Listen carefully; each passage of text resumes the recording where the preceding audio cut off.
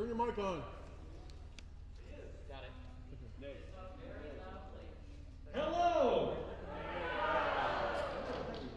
It's really great to be here together with everyone at the Southern Adventist University School of Visual Art Design.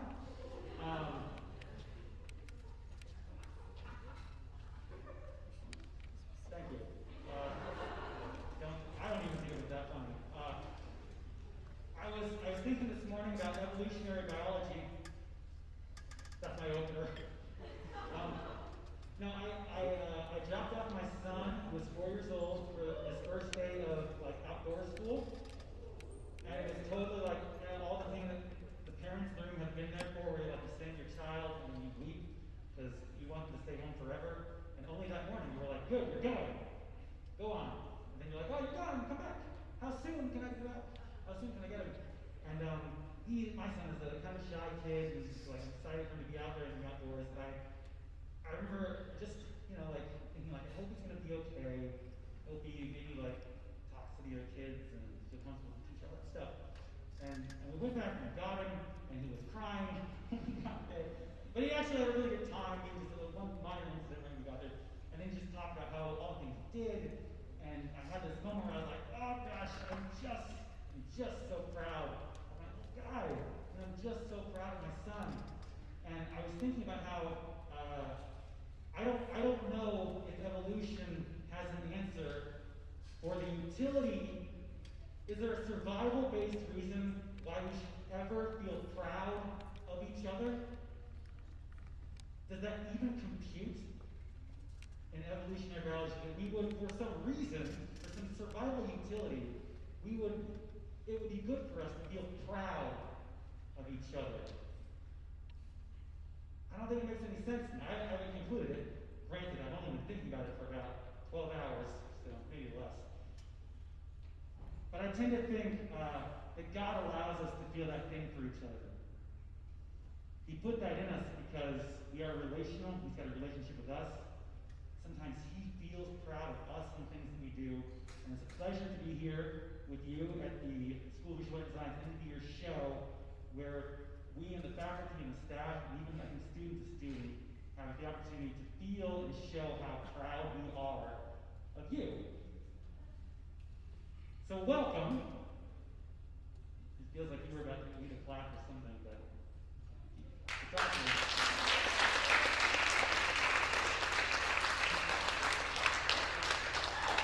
Felt right to me, felt okay for me. Let's get started with a word of prayer, and then Dallas can come on and pray.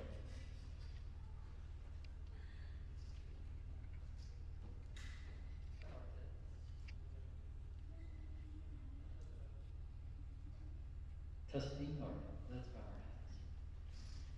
Gracious Father in heaven, we want to thank you for the gift of creativity. We thank you for the experience of breathing life to ideas through a visual medium. But we want to acknowledge that any good gift comes to us stamped with the cross of Calvary. And so anything that is achieved tonight, we give you first praise, glory, and honor for it, and then ask that you would bless each student here as they continue their growth in their talents, or as they continue beyond school here out into the future. We pray that you bless them, each one, and that the influences they gain here in knowing you would grow and be manifested wherever they are. We pray in Jesus' name.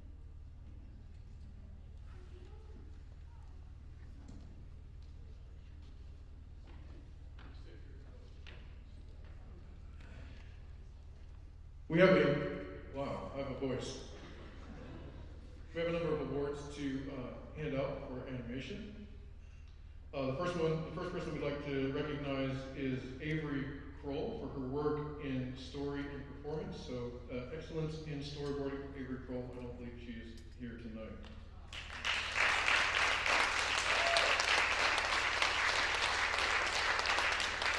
And we'll run the award to you. You can just stand in your seat. The next award is for someone who has been excellent, has had an excellent collaborative spirit, worked together to rally a team to put something together that would have been impossible alone. And so we would like to recognize Bradford McDonald for his tireless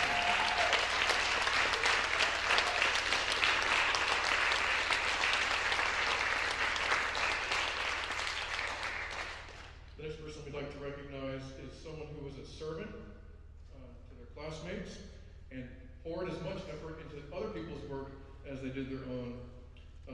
So I can't remember what the title of that is exactly, but we would like to recognize Andres Severino for excellence in character DD and community support.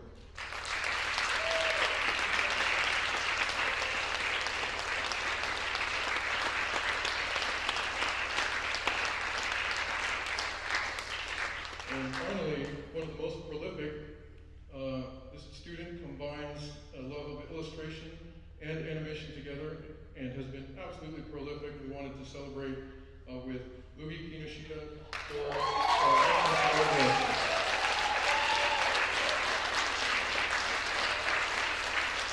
Mugi is also the recipient of the Takachibur Scholarship for Animation. Thank you guys.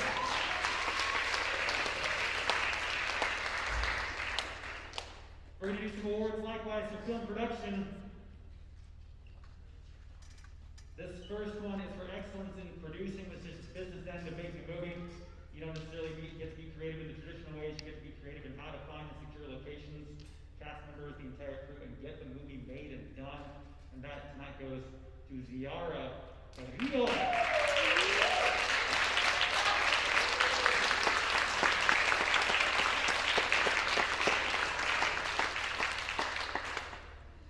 Next award is for excellence in screenwriting, that place where the story takes shape on the page. And our winner for that is joining us via the internet. Michaela Hounslow is out there in the world. Good job, Michaela. Accepting on her behalf.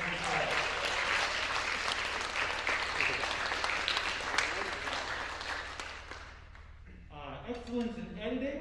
I think a lot of us understand what that entails. Putting the pieces together in post-production. Interestingly enough, is also going to Michaela Hounslow.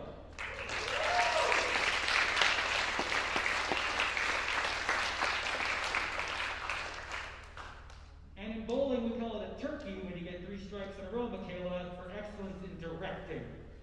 So that's 3, Michaela Hounslow.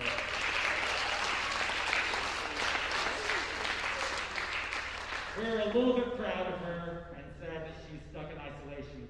I'm going to hand it off to Nathan for the awards in lighting, cinematography, and documentary. All right. You got which one's first here? Okay, so for lighting this year for the award, very excited. This guy was always very active in class, probably the loudest person in class, but he was very enthusiastic, and that is Xavier.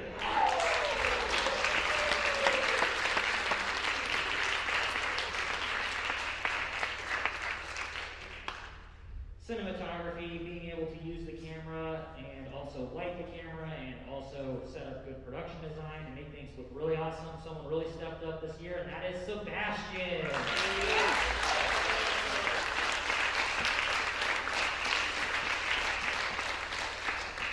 And then with documentary, being able to find a story and tell it honestly and also shoot it well. This one goes to Michael Warrior. It does not go to Michael Warrior. I am very sorry. I'm very, very sorry. I'm very sorry. I have made a critical error. This was not intentional. This goes to someone that shoots very cinematically in documentary. This goes to Calvin.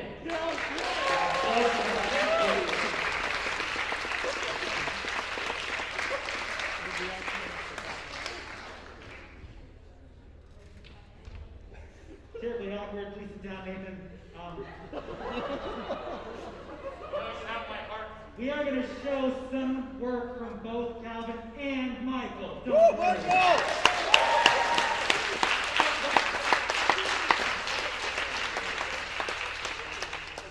Michael did a thing or two that was very memorable and excellent. Is Fine Art next? Great. Come on up here. Fine Art Awards.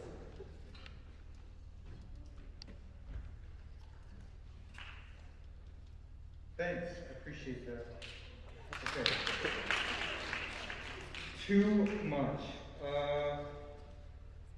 Excellence. Okay. First, I need to set the stage. On the left is Mark Boyson. On the right is Donald Keefe. I did that backwards. Bit forward. Hands together, thumb wrestling for the names. Okay. Excellence in foundations, Michaela Anderson.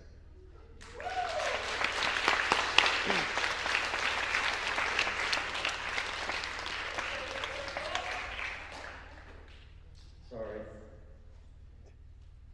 Different order. I started at the bottom. I should have said that. The bottom of this list. Okay. Excellence in foundations. Oh, that was Donald one. You guys paying attention? Okay. Foundations, excellence in foundations. Isaac. He's not here, so there.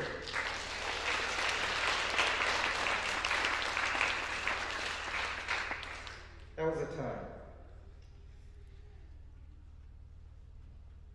Donald and I arm wrestling. BFA in excellence in inquisitiveness.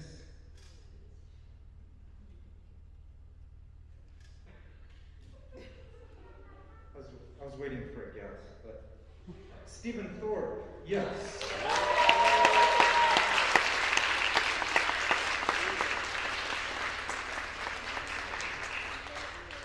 It's okay, he's out asking questions and being curious. It's expected. Excellence in portraiture, the one and only Carissa Jones.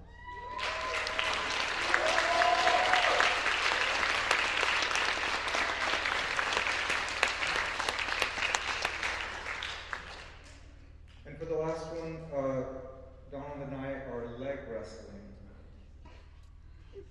You have that in your mind? Okay.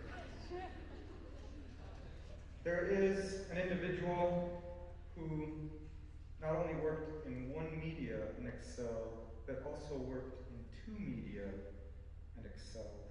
And that individual, excellence in cross-disciplinary studio practices, Liza Perkins.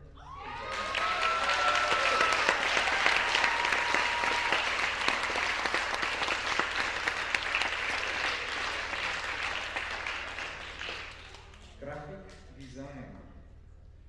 Thank you. Good job.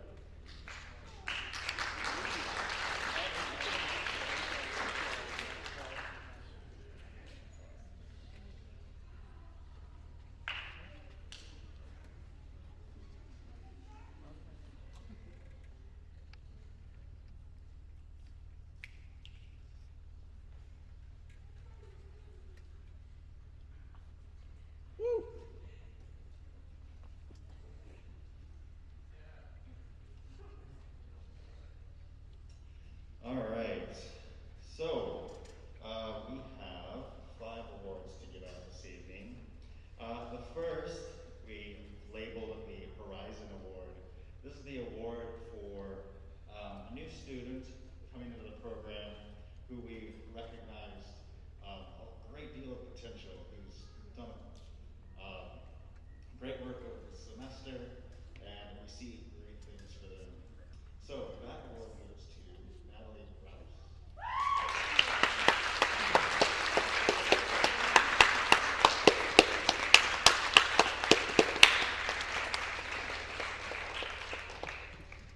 Our next award in Design Excellence for just showing all around well-rounded talent throughout their classes, observing the creative process and getting the job done. This Design Excellence Award goes to Molly Delano.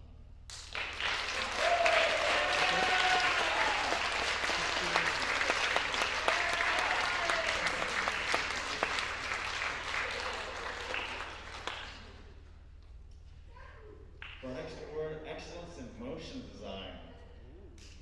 Pretty self-explanatory, right? Motion design. So for this award for excellence in motion design goes to Elena Giltner.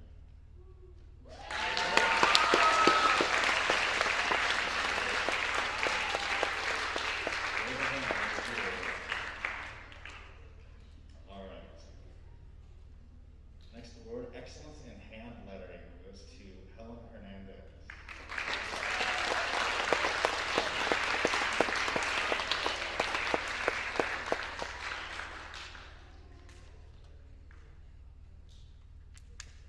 And our last award, excellence in illustration, goes to Olivia Sandoval.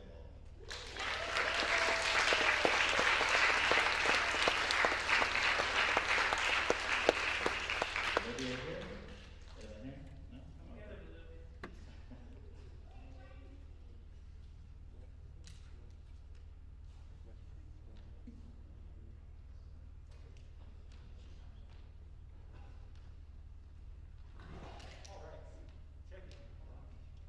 I can be quick. Yeah, this one's good. What? Okay. We'd also like to recognize some of our Top Achiever Scholarship Award winners.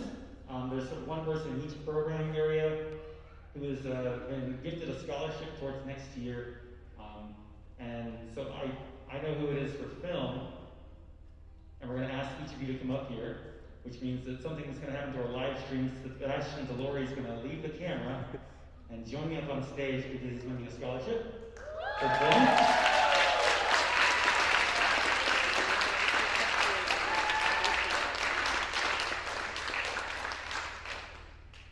And there are some others whose names will now be told by some other. Yes, here they are. For fine arts, Saria Smith. Is Saria here? Oh.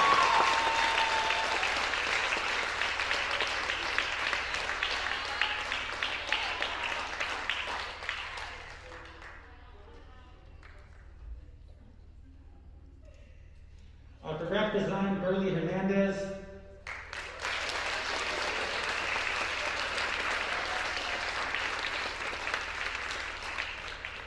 And join us on stage for animation, Mugi Kinoshita.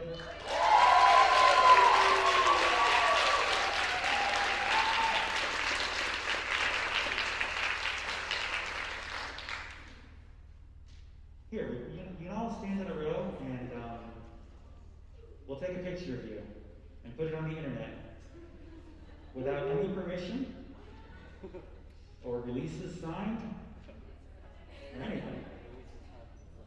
Thank you so much. A round of applause for our sponsor, the award winners.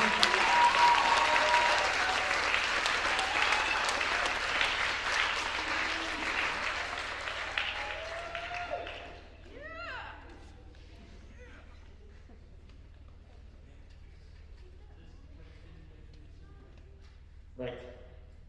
So, our last set of awards before we actually get started with the show is for our seniors. We normally each year there's a senior banquet and they feed and you dine and you grape juice on all this wonderful food in the cafeteria. It's an incredible experience.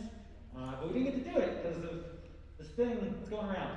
So we like to take a moment to honor our not scholarship, but senior award winners for excellence in each of the program areas one more time. And they each get an actual sort of a trophy statuette thing here, so it's pretty cool. And would you like me to read each one? Or would you like to join me, Randy? Seems like a nice moment. Here, you do those, I'll do these, or... Yeah, let's bring on down Daniel Hoswell for film production. Dorothy Denton for fine art.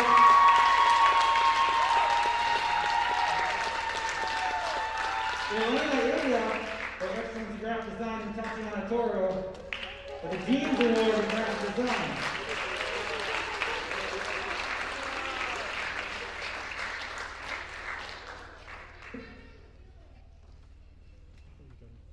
We also have one award that isn't here right now for animation because we had to wait until the very end. It was a really tough call for us, but in the end, as we saw all the senior projects here at the end, and also due to not being able to give any kind of award for last year, we decided for the senior achievement to go to Jennifer Castillon for the leadership. And for that leadership.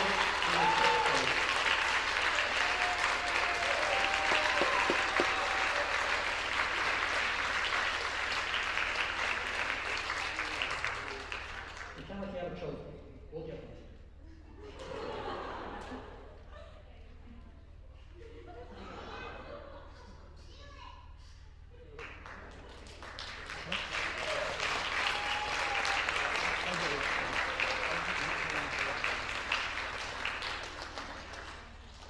There's only so many trophies, but there are lots of seniors, and so we do want to recognize all of our seniors in this moment. If you are a senior graduating this year, could you please stand so we can clap for you?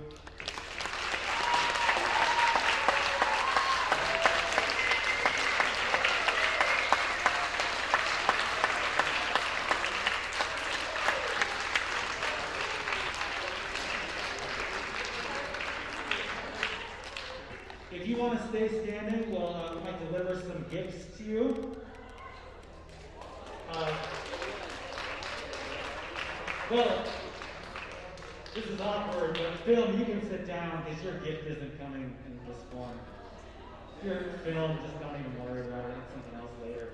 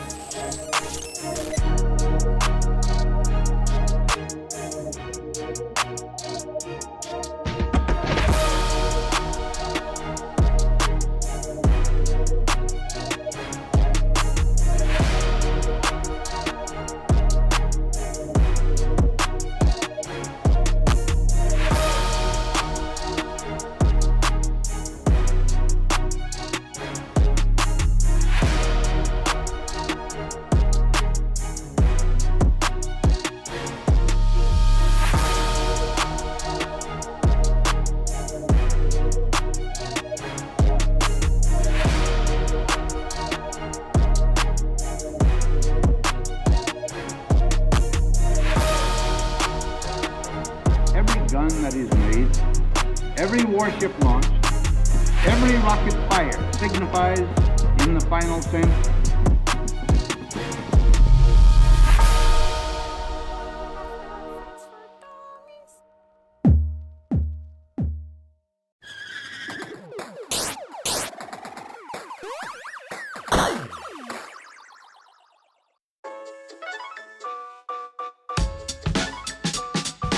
Ladies and gentlemen, turn it up, go a little something like this. Now drop the beat.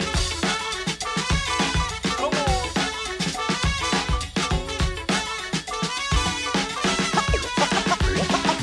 1, 2, 1, 2, 3, 4.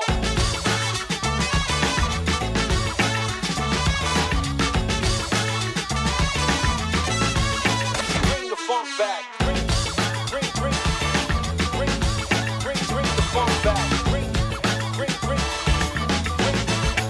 Bring the funk back.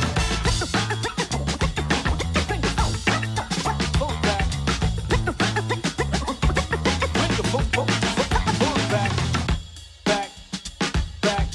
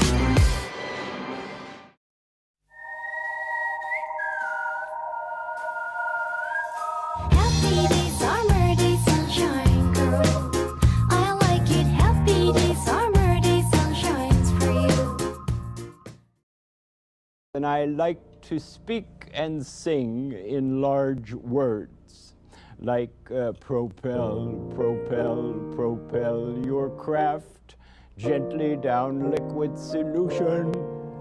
Ecstatically, ecstatically, ecstatically, ecstatically, existence is but an illusion. Japanese traditional diet is now taken over by easy food like pasta and hamburger. But people still like rice. What can they do? Just put everything together. Rice and tuna creates tuna onigiri. Rice with egg and chicken became a donburi. One simple rice bowl.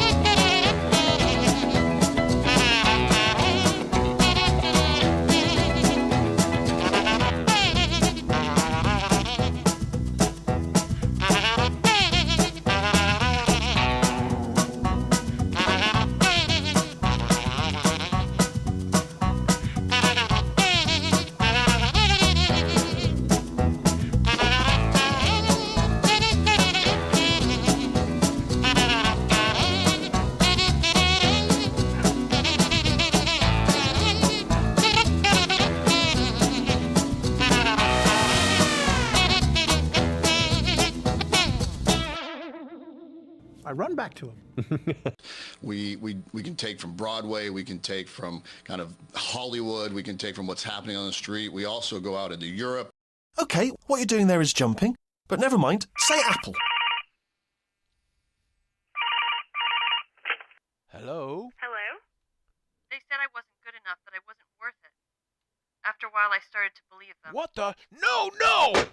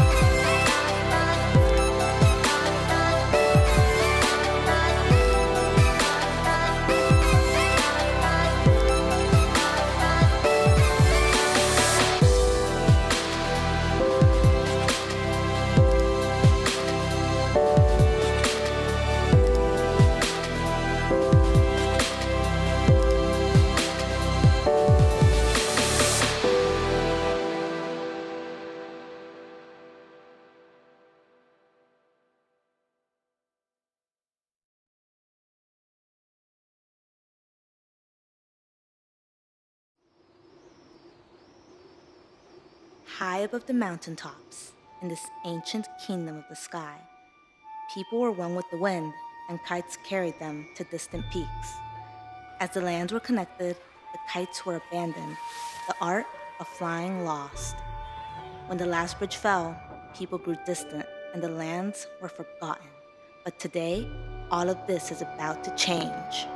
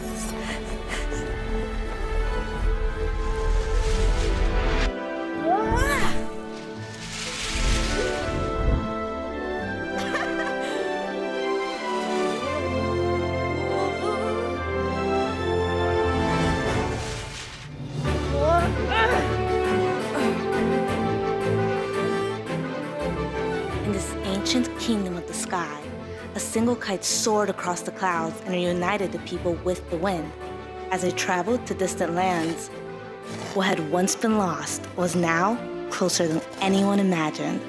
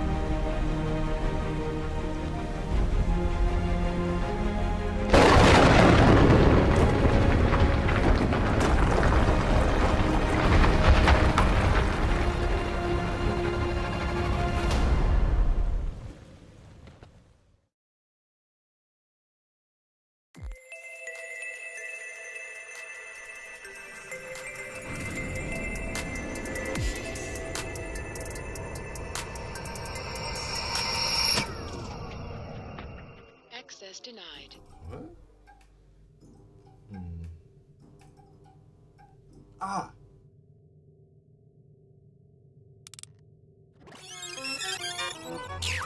Engaging.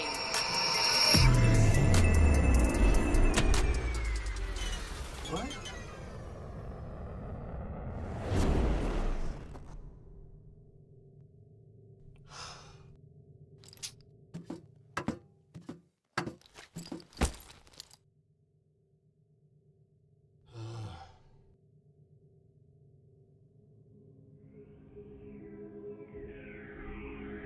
Incoming transmission.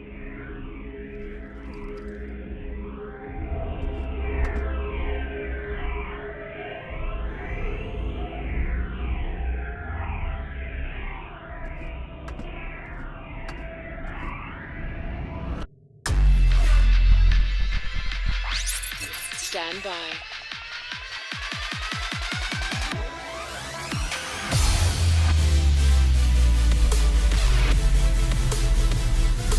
All systems operational.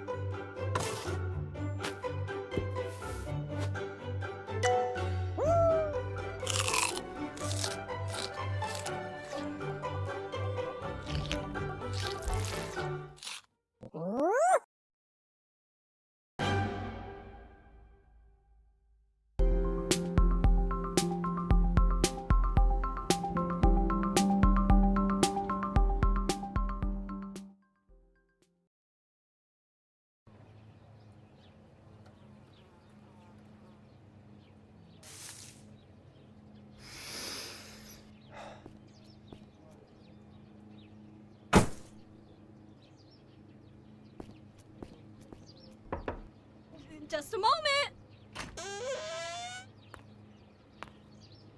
Hey. Happy 1-year anniversary, Sarah. Rick? What? Wait, what? No. Are you kidding? I'm so sorry. You see, I knew sunflowers were your favorite, but... How do I look? As beautiful as ever.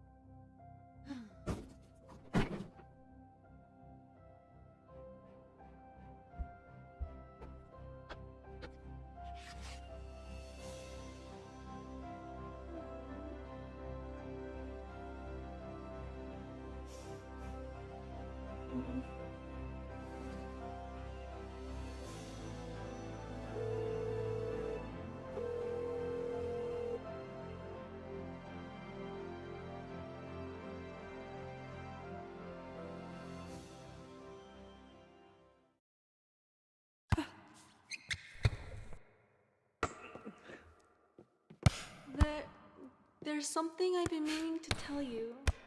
What's up?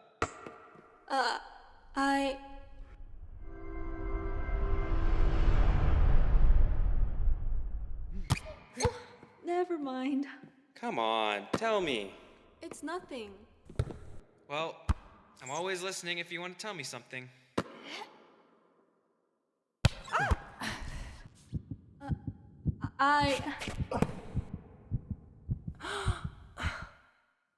I like you.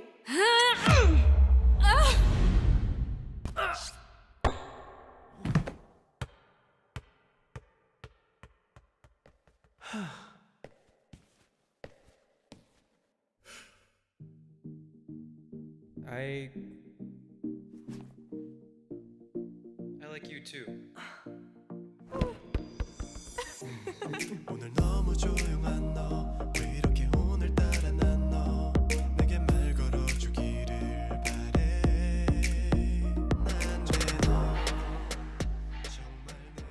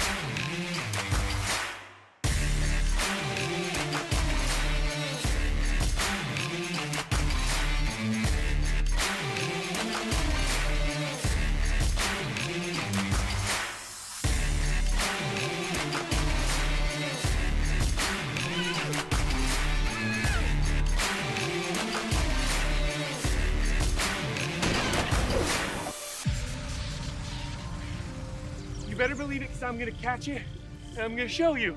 It doesn't look like y'all are doing too much fishing over there. Oh, yeah. Well, that's my brother Mouse.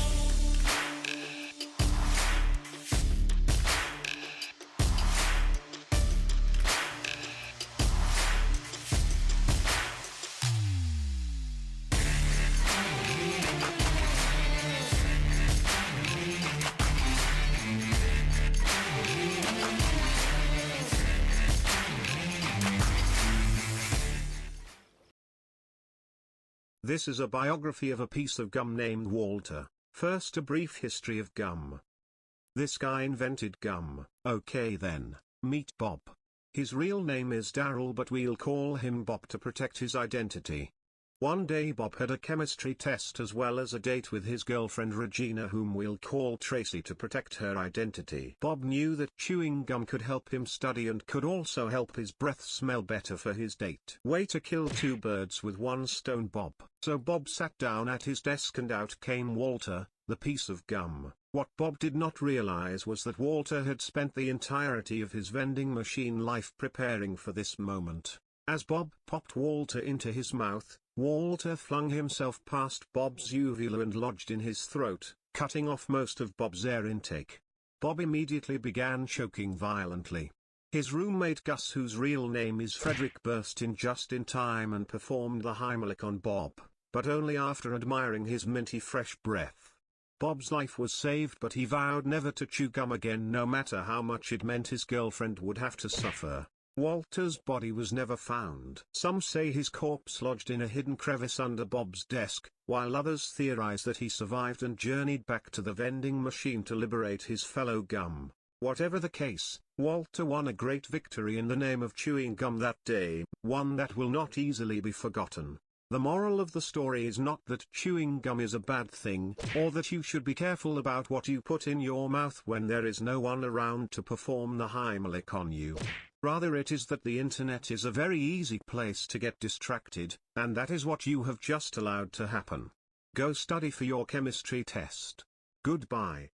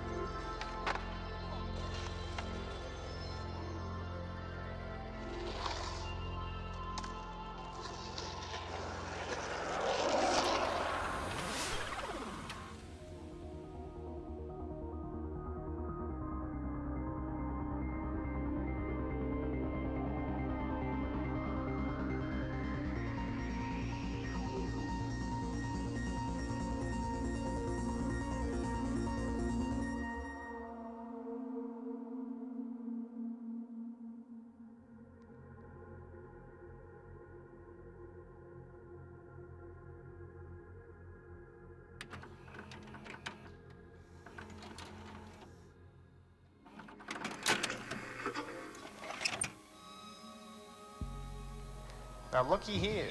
This is a single particle of light traveling along a path unnoticeable by the human eye.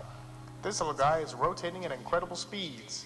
The model shown here is slowed down for us to see, as its gravitational pull leads it onwards.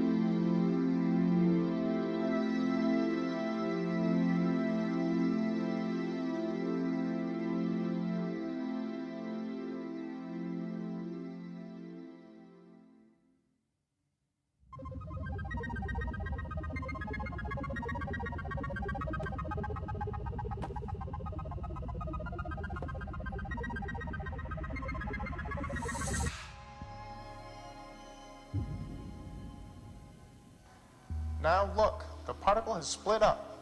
It is separated from itself due to the immense gravitational pull, creating a duplicate of itself, an exact replica. Acting along this basis, the particles move on the same track, staying in sync because of self-propulsion. If moved from any outside source, chaos will ensue.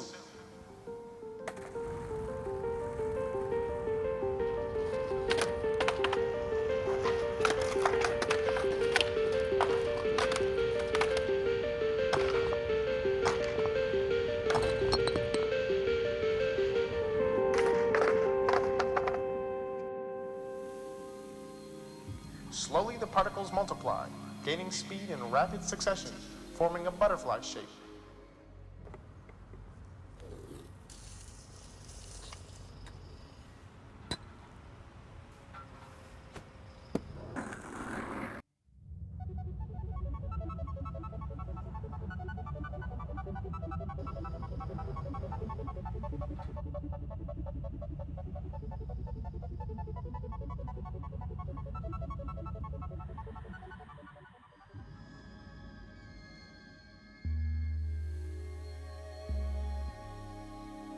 This is the Lorentz attractor. Slowly the particles gain speed and multiply more and more, creating a solid beam. Soon there won't be any room for the particles to keep on track. Chaos will ensue. These particles move on and on, becoming more chaotic, leading the light to slowly drift from their tracks. This is pure chaos.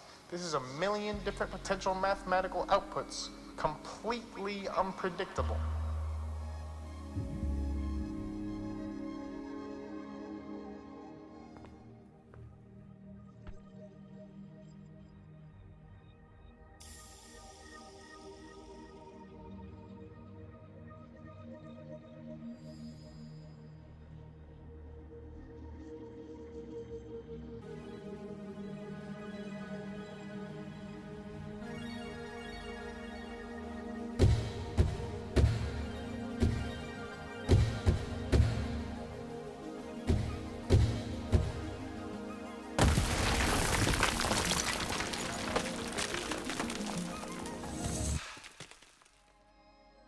Here's our specimen and our contributors to the self-propulsion.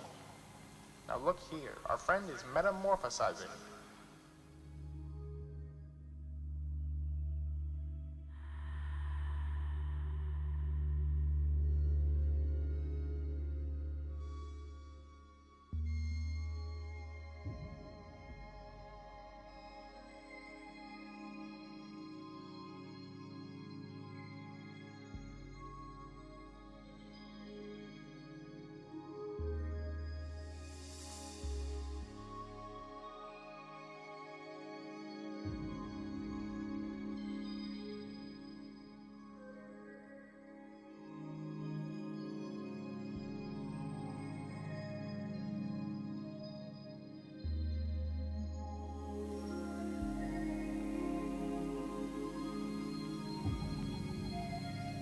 Now again, everything is our friend here.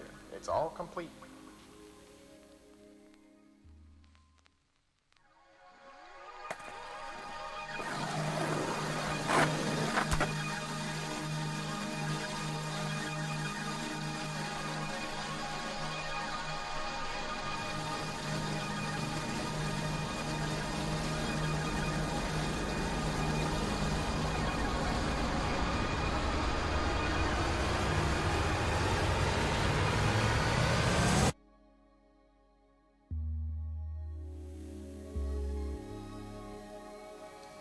These particles are experiencing pure chaos. There is no room for each of them on the track, so they fly off into nothingness. They remove themselves from the Lorentz system. This is a process called particle death. These particles of light will return from whence they came, pure darkness.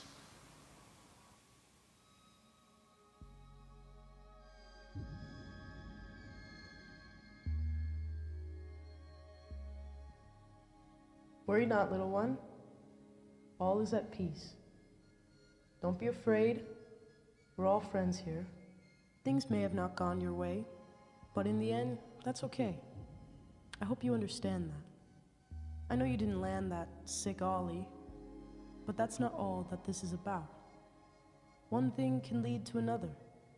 One instance can cause a chain reaction. A snowflake can cause an avalanche. The flap of a butterfly's wings can cause a hurricane. Do not fret. We are all at peace. The only thing we ask from you is forgiveness. All is okay then. All is right within this world of ours. All is set on the straight path. Come now. We have places to be. There's a wonderful world that awaits us.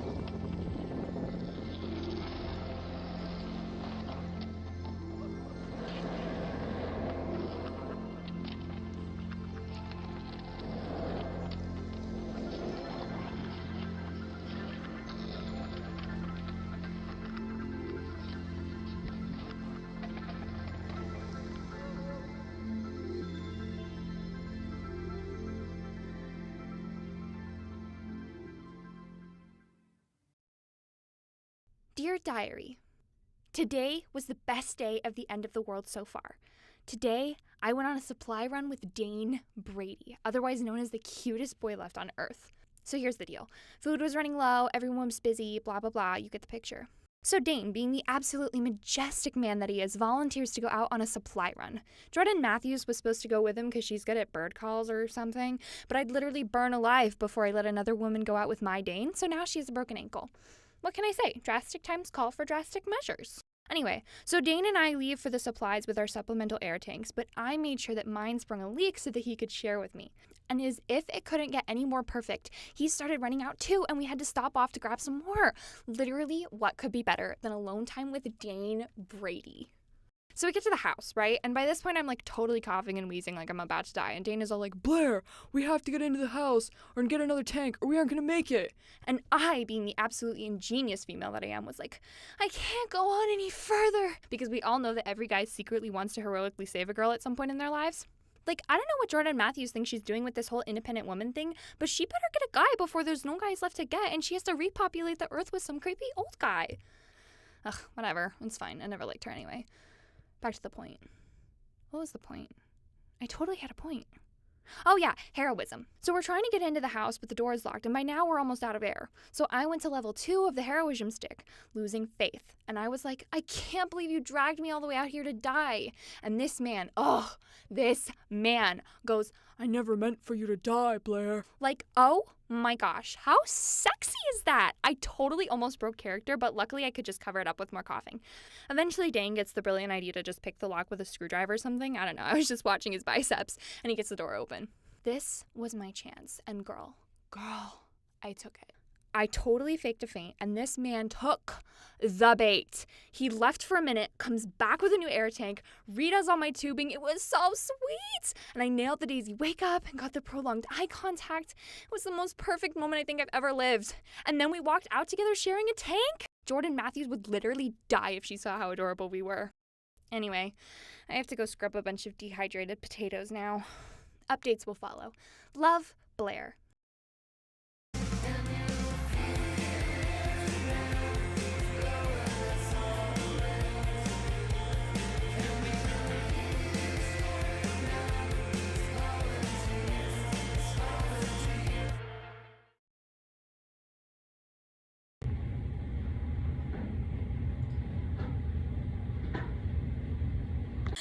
Yes, I'm here. Hello. How is this too much? Hello. I know what you're thinking, and yes, it's me. Pop star, model, singer-songwriter, dancer, philanthropist, socialite, entrepreneur, Josue. You're welcome for my presence. God bless. Namaste. You were 5 hours late. So, it has come to my attention via my publicist, love you, Gare Bear, that some people don't find me likable. Makes no sense to me. I'm here to talk about my elder sister, Nirvana Joy Walton, so that people think that I'm more, down to earth and family oriented. Let's get started. Is that good? The approved ones I sent you. I don't want to look dumb on camera. Basically, growing up, she was the valedictorian, and of course, now she already finished her 4-year degree, and now she's in chiropractic school, just like cracking away. And it's just like, that's so annoying. Like, who does that? Just like think about how horrible my childhood was. Like, think about what I had to deal with. She wants to be a chiropractor now. When we were kids, her idea was to be a podiatrist. That's a foot doctor. Think about how horrible my life was. Okay, I'll be nicer. I can be nice. Growing up, it was not as luxurious as it is now. We had to share a room and everything. So we did a lot of stuff together. We were pretty close. We sang together and danced together, and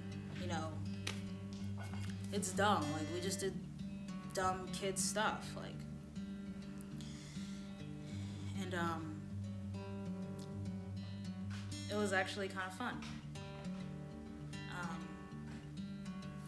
But now I'm in Milan every week, and she's off sciencing something, so we don't see each other anymore. Can we take a 5 for a second? If I'm being real, there's no one I hate more than Nirvana Walton. No one gets under my skin more, no one annoys me more, no one makes me literally want to commit murder more than she does.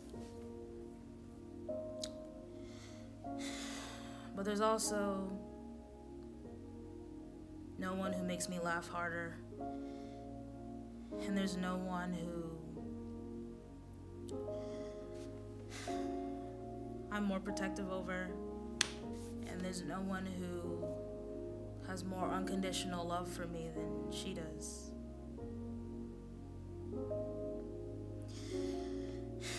And maybe I love her too.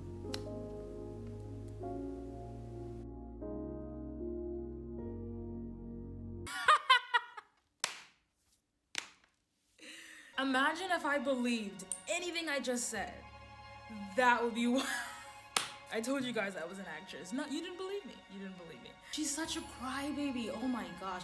She's literally gonna watch this. She's gonna be like on the floor sobbing. She's gonna be, It's gonna be great. Suckers.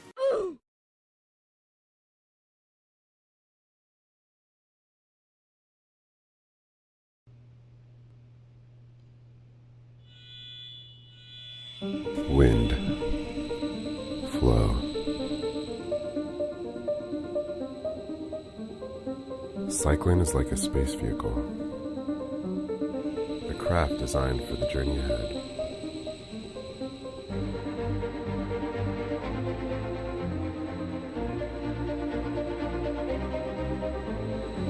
A wind traveler, but not a wind maker, an instrument of competition, a speed machine, tested to the utmost racing standards.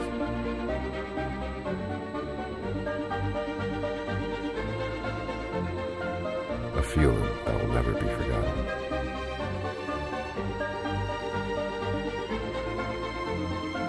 desire for speed.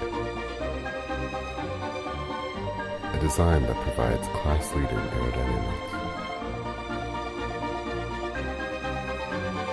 Introducing the all-new SR6.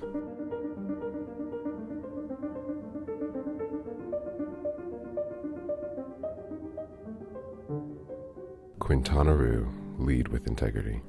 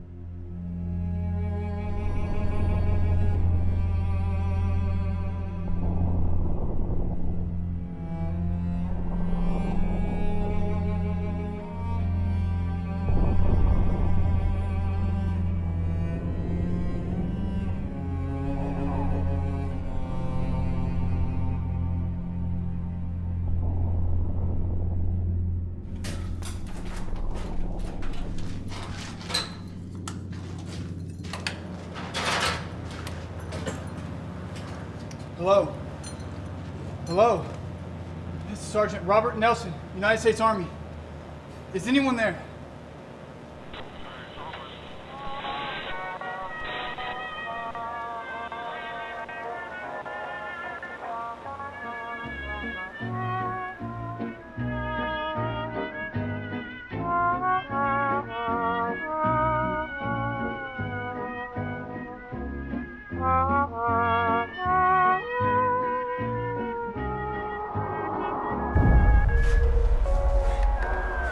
This is Sergeant Robert Nelson, United States Army. Does anyone copy?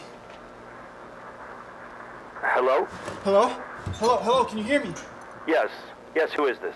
Sergeant Robert Nelson, U.S. Army. This is Major Mitchell, U.S. Army. What's your status and position? We're in the Malenta Tunnel. The Japs are all around us, sir. Several men are injured and most are dead.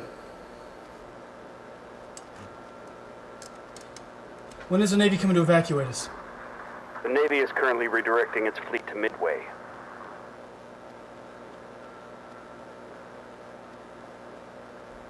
How long until help comes? No telling. The General just ordered all troops off the island's coastal defenses. Is it possible that you can redirect some of the reserve units to come and at least evacuate our wounded, sir?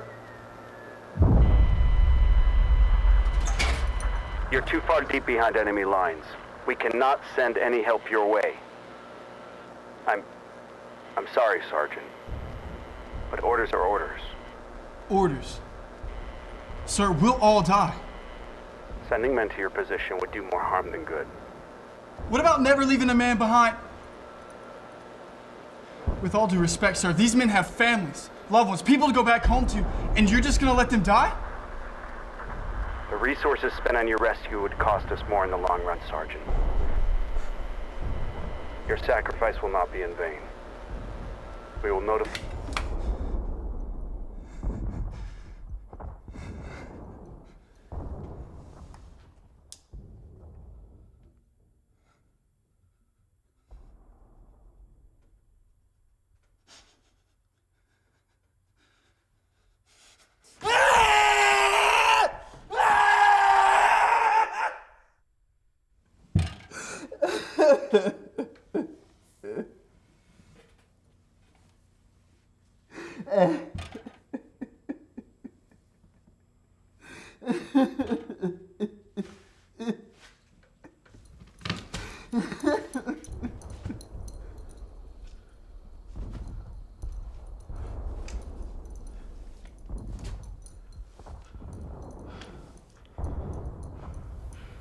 Hey, Bobby.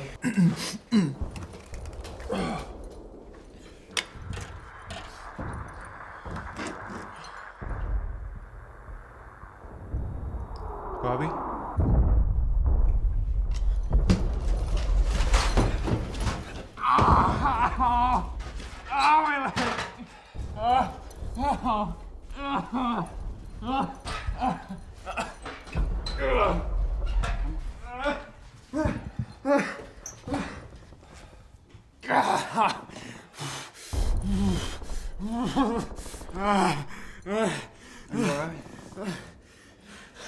Put it back up.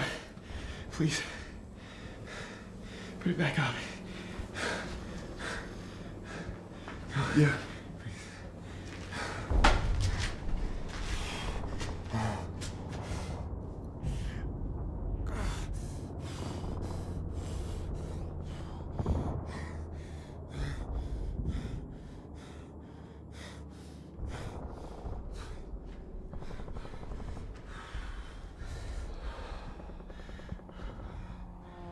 Did you make contact? Are they coming to help us? They're on their way. Help is on the way. Tomorrow is a lovely day.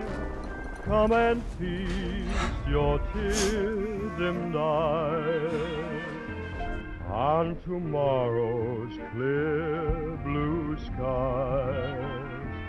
If today your heart is weary, if every little thing looks gray, just forget your troubles and learn to say, tomorrow is a lovely day.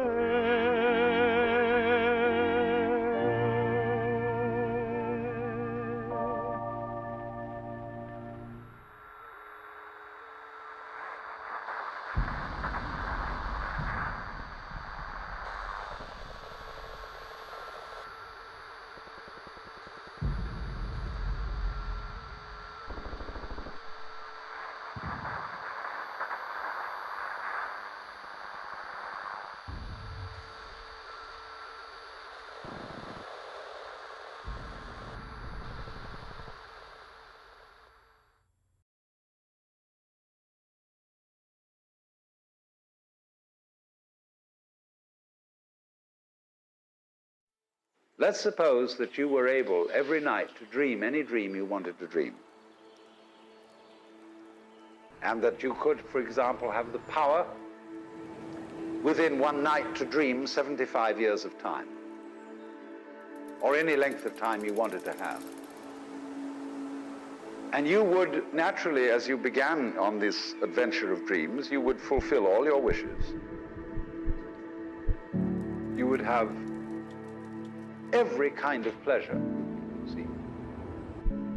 And after several nights of 75 years of total pleasure each, you would say, well, that was pretty great. But now let's have a surprise. Let's have a dream which isn't under control.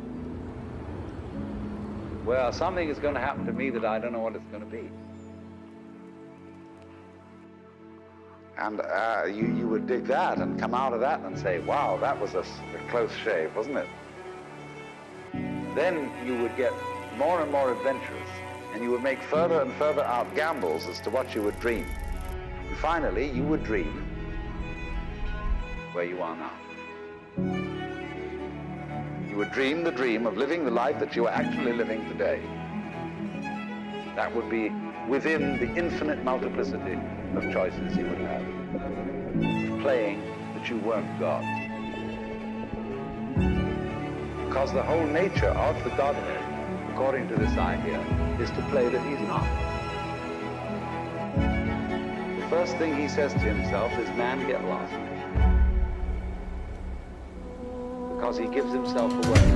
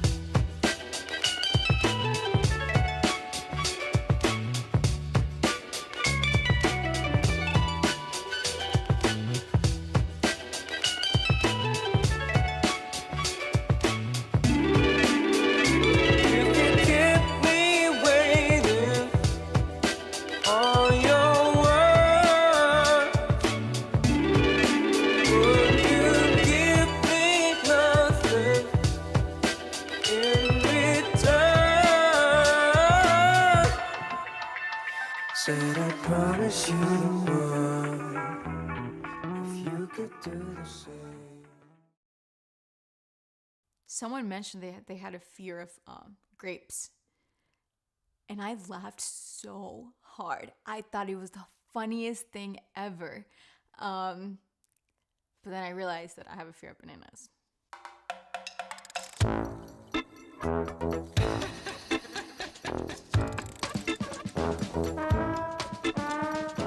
I hate bananas with a passion. I hate everything about them. I hate the color, the smell, the texture. The fear of bananas is actually called banana phobia. I love all fruits except bananas. I'm not a picky eater. I love trying new food. Just anything that has bananas, no. If people have tried to trick me into eating, I can't. No. Katie fue una niña muy precoz, es decir, vivía como más adelantada a su edad. A los 2 meses de edad, aproximadamente 2 meses y medio, ella pedía más alimento, no se llenaba con la leche. Entonces la llevamos al pediatra y él nos sugirió que empezáramos a darle alimento ya un poco más sólido. Entonces empezamos a darle el plátano. Not long ago, I tried asking, my mom, like, if she knew anything about this, and she was actually, like, really confused. She was like, when you were a little girl, like, you loved bananas. You would eat them all the time, like, that's what I would feed you, as a baby. Ella empezó a comer el plátano, lo disfrutaba, le gustaba. And you hated mangoes because of the little hairs and just... It was disgusting to you. You would gag. Realmente no recuerdo el momento en que hubo esa transición. But I started hating bananas and loving mangoes. Probablemente a los 5 o 6 años fue que ella me dijo que odiaba el color amarillo. Que ahora lo relaciono que estaba tal vez por el plátano, que es color amarillo. And I've just hated them as long as I can remember. I've definitely used Katie's fear of bananas against her. Sometimes when I was younger, my sister would think it was just funny if she was upset at me to just bring out a banana and I remember I would put it in her bed or chase her around the house with it. No, mommy! When I was in high school, I went to a boarding academy. I remember some of the girls from her hall decided to prank her and they put bananas leading up to her room and on her bed. And I walk into my room and there's bananas on the floor leading up to my bed.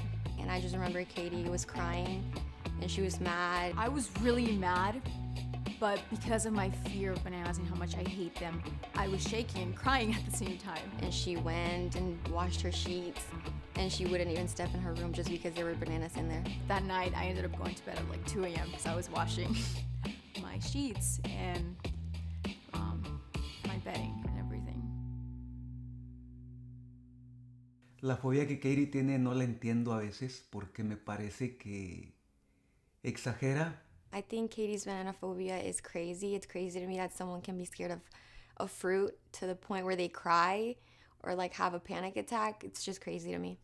I can't really be in the same room when someone's eating a banana or has a banana. I get very anxious. I start sweating. Sometimes my hands start shaking a little bit. Bueno, hace poco tuve una conversación con Katie después de una comida y me asusté mucho porque me dijo que ella no podía estar con una persona hablando de una relación especial de noviazgo y pensando en matrimonio. I've only told 2 or 3 people about this, but I think it would be very hard for me to date someone that loves bananas or eats bananas because I mean, obviously dating leads to a relationship. So just thinking about my future, it's could I really live with someone that eats bananas and loves bananas? No, I don't think so. I think it's crazy that Katie wouldn't date someone just because they like bananas, because I feel like most people like them and eat them. So I think it's crazy that she would like go to the extent of not dating someone or not talking to someone, or say that she wouldn't feed her kids bananas just because she has that phobia. And I've talked to my mom about like, you know, my future and having kids, and she's like, you know, that's so important for the growth of like, you know, a little kid, like, you know, eating bananas, like potassium. Yeah, that's not gonna happen. I can't see it happening. Just thinking about it, I can't. So, you know, who knows? I might not have kids.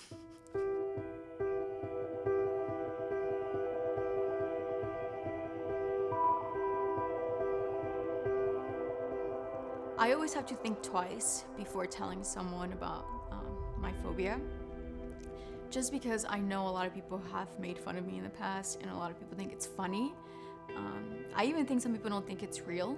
When I was in high school, I was in the cafeteria getting my lunch, and one of my best guy friends, he knew that I strongly disliked bananas, but a lot of people didn't realize that it was an actual fear. And we were in line, and for some reason he thought it would be funny to put a banana close to my face, and I'm gonna start crying just thinking about it. I froze. I didn't really know what to do. And it hurt a lot that like a close friend would do that to me, knowing how afraid and how upset I would be, but I don't think he realized. I mean, he knew I didn't like them, but he didn't realize how much I hated them. And I stopped for a couple of seconds, and I ran. I ran out of the cafeteria and went to my room and started crying. I was hyperventilating a little bit. Later, he realized what he had done. He apologized, and he was able to understand where I was coming from a little bit better. But to some people, it would be, oh, you know, she's just being dramatic. But no, like, it's an actual fear that I have. I'm not sure if this is something I can overcome. It makes me really sad to say that, because I'm a strong believer in like, you know, growth and like pushing yourself, facing your fears. I grow through challenges.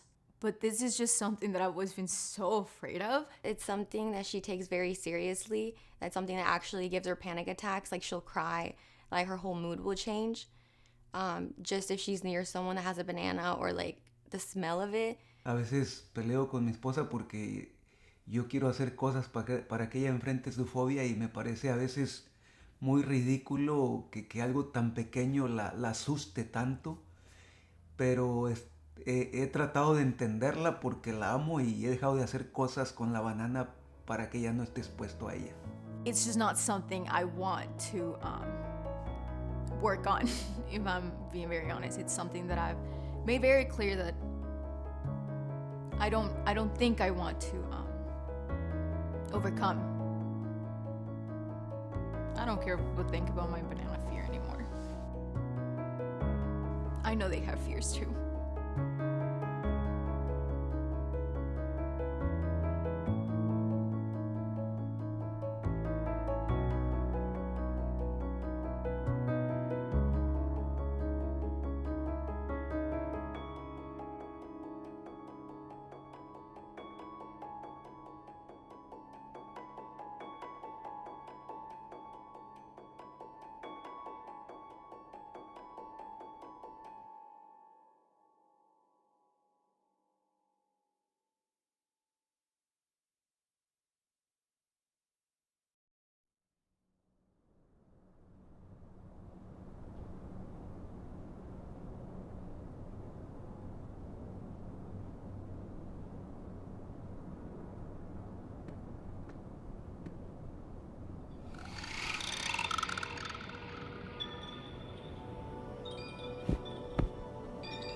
Hello, my sapient fellow.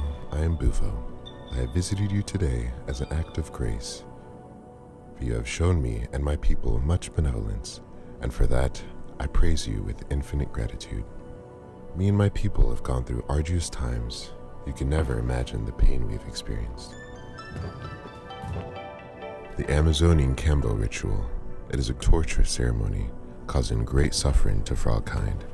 That menacing sound of scraping, that feeling of metal dragging across our bellies cannot be forgotten. It is cruel. You see, your people do it for its cleansing abilities, but to us, it is an unspeakable act of agony. And my great praise is derived from your lack of participation in such a ritual. You have resisted the great temptation. You have done a great service to the frogs. For this, my friend, I shall bless you. I shall send you to Frog Heaven. Croak.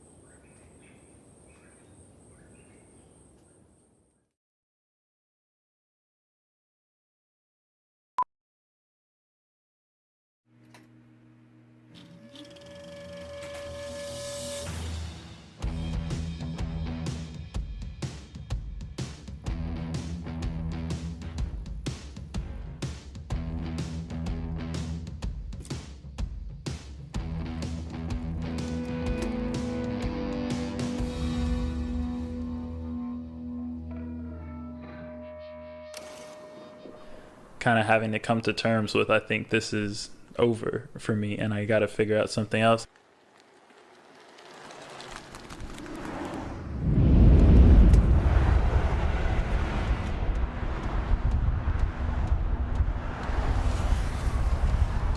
It was just me. It was not doing anything crazy, just a little like 180 nose tap down a couple steps. Slipped my foot off the pedal hit my knee and just bent it backwards, and immediately I knew it was done. I tore everything in it. It broke my femur and came apart with it. I tore ACL, all the ligaments were gone.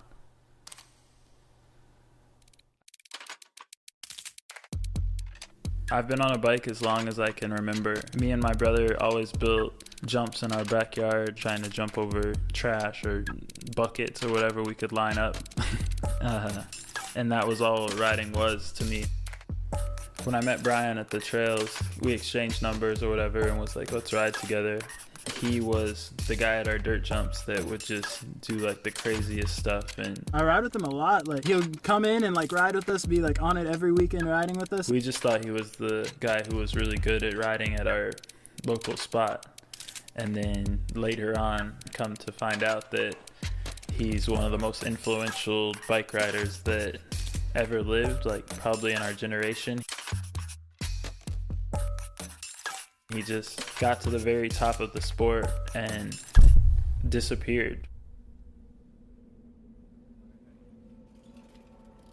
He was more for this do it for yourself and not for any outside fame or glory. Like, if you want to be good at riding, just be good at riding for you. I was never that good at these even. And it was like this whole new side of biking that I was like, oh, I've only ridden on dirt jumps, and now there's this street riding side, and I can try to learn how to get better at that. And I just wanted to be like as good as Brian, not in a one-upper way. I was just like, I want to be like that dude. I had a friend, Kevin, and he would beg me and be like, you're so good, let me just shoot a video of you, like let's do something kind of thing. I never even saw it, and then he posted the video on a BMX message board, and it just blew up, I guess, on the internet. Yeah, I got a MySpace message from We the People, and they asked me if I wanted to ride for them. I would just look on Google Maps and try to find pictures of areas that nobody had been to, and just pick a country or city. I've been to everywhere from like Shanghai to Tel Aviv, all over Europe, Germany, Austria, Switzerland, South Africa, Johannesburg, Chile in South America, all over Mexico. I really love it there. That was one of my favorite, really cool spots. But we had to like hike in and sneak, or not hike, but like scale the wall and like and get in there. And I think it just taught me a lot, like just about being humble and how small we are.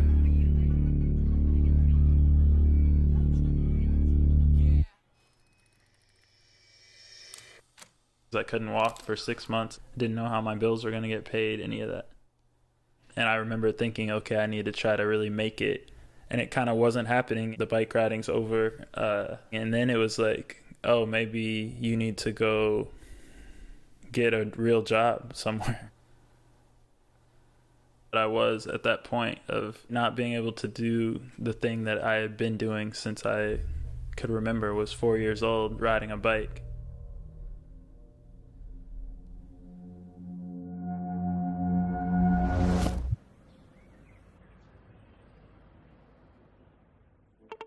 In that time, my brother, who's a pro downhill racer, right, he would do road for his training rides. It was like, Andrew, just get a road bike. And I was like, I don't want a road bike. What am I going to do with that? I borrowed it. He let me use it. I Googled what's the highest mountain, because that's the same thing I would do with BMX to find spots. The first time I went to Griffith Park, and I couldn't make it up the hill at Griffith. So I'd go to these places like Mount Baldy or GMR in basketball shorts and Nikes, and these dudes in spandex would be just shaking their heads at me and stuff. these dudes are passing me and I can't even make it up this hill. It would just make me so much more motivated to get better. Oh, this is a new thing. I want to learn this. I was just like, I want to get that good on my bike the way these guys are.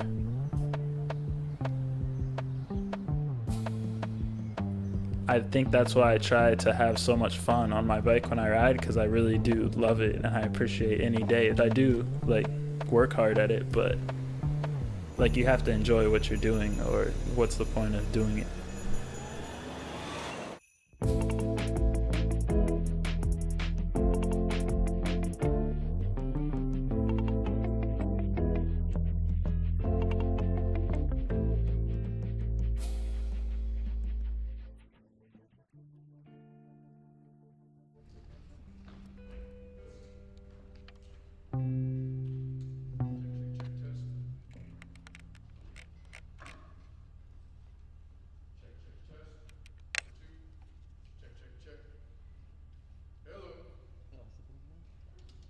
Check.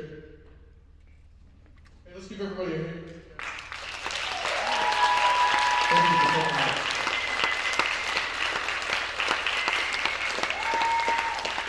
That's all for you guys. So, last semester I was working at an animation studio. I took a sabbatical. Interesting perspective, right? So coming back with kind of some fresh eyes and sort of wondering, I've been here since the beginning, right? And like, what is this place? And what makes it work? And what makes it special?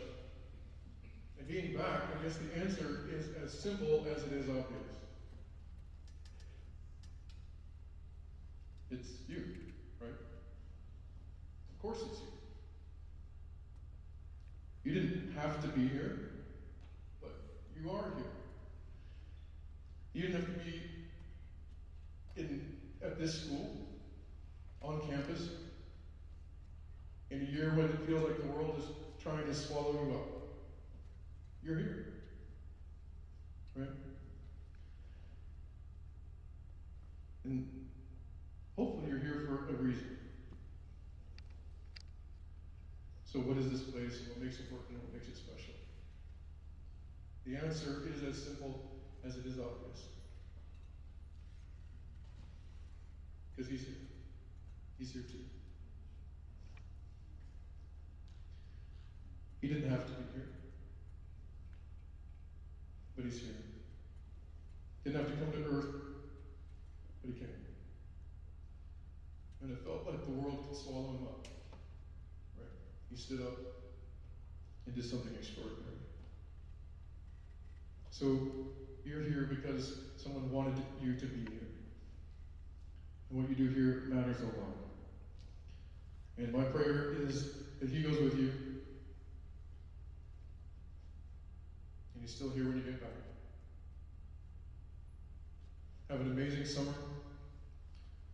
Seniors, we're going to miss you like you won't believe.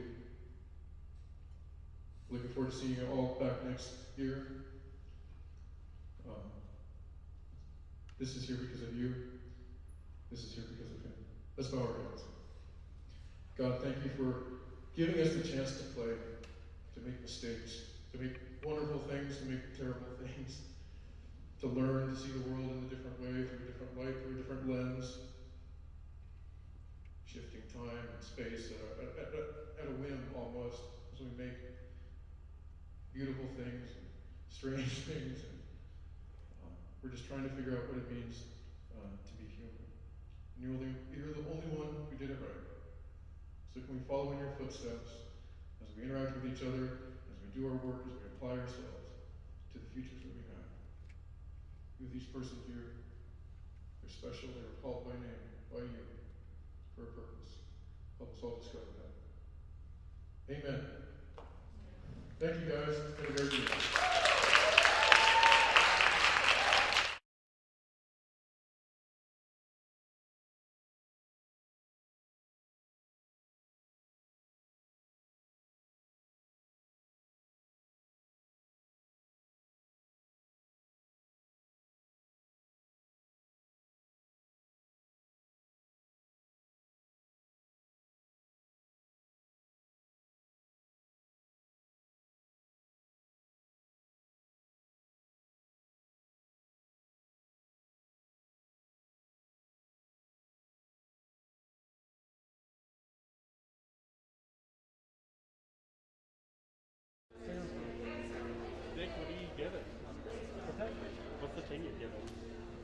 everything I'm given?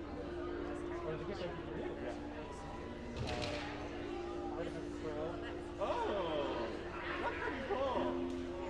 Yeah, it's also not a thing I've ever had.